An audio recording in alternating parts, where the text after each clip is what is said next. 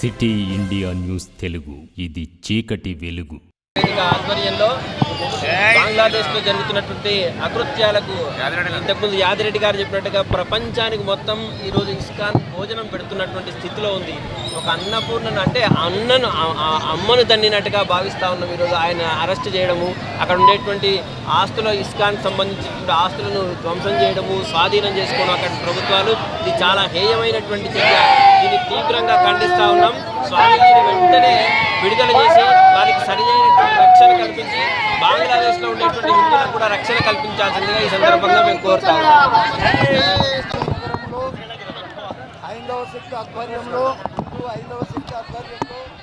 బంగ్లాదేశ్లో జరుగుతున్నటువంటి అరాచక హిందువులపైన దాడులు జరుగుతున్నటువంటి ఈ గతంలో కూడా బంగ్లాదేశ్లో మన హిందువులను అరాచకంగా హిందువుల ఆస్తులను నాశనం చేసి ఈ మధ్యలో నిన్న ఒక ఆధ్యాత్మిక సంస్థ అయిన ఇస్కాన్ టెంపుల్ ఒక కృష్ణ ప్రభుదాస్ అనే వ్యక్తిని అరెస్టు చేసి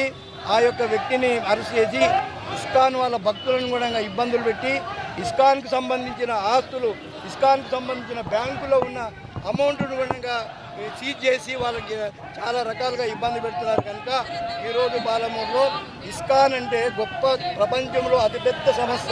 అటువంటి సంస్థకు కులము, మతము, భేదము ఏమీ లేకుండా కూడా ఆ ఇస్కాన్ ప్రభుత్వం అందరికీ కూడా ఉచితంగా 5 రూపాయలకు భోజనము, స్కూల్లో కానీ ప్రపంచమంతా కూడా ఇటువంటి భోజనం సప్లై చేస్తున్నట్టు ఇస్కాన్ టెంపుల్ వాళ్ళు, ఇస్కాన్ భక్తి, ఆ ఇస్కాన్ అనేది ప్రపంచమంతా కూడా వ్యాప్తి చెందింది. కనుక ఈ బంగ్లాదేశ్లో ఇటువంటి కుటీలత్వంతో ఈ సంస్థను అనగదొక్కాలనే ఉద్దేశంతోన ఈ ఇస్కాన్ వాళ్ళను టెంపుల్ను అరెస్ట్ చేసి చాలా ఇబ్బందులు పెడుతున్నారు. ఇది ప్రపంచంలో మన భారతదేశంలో మొత్తం కూడా ఈ రోజు నుంచి 4, 5 తారీఖు 10 తారీఖు వరకు కూడా ఇటువంటి నిరసన కార్యక్రమం జరుపుతూ ఉన్నాము.